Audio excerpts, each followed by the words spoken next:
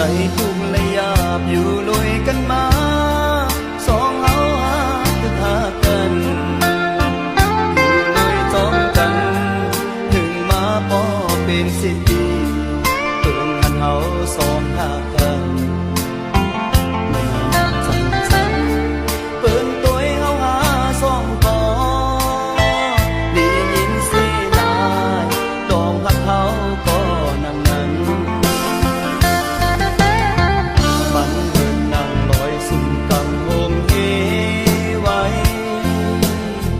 เตะตัวหาคำน้องสม่ำหัน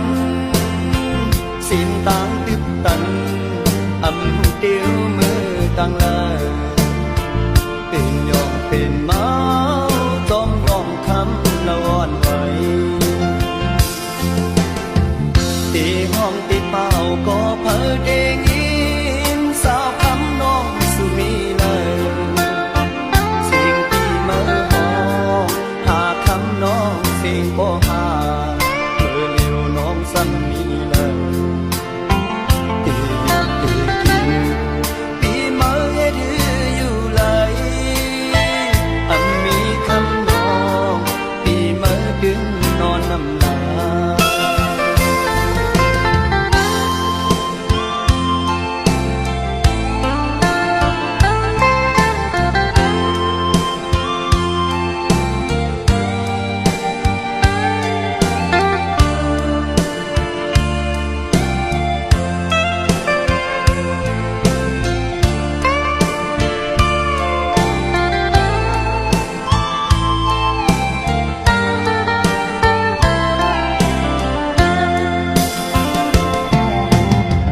เลยทุ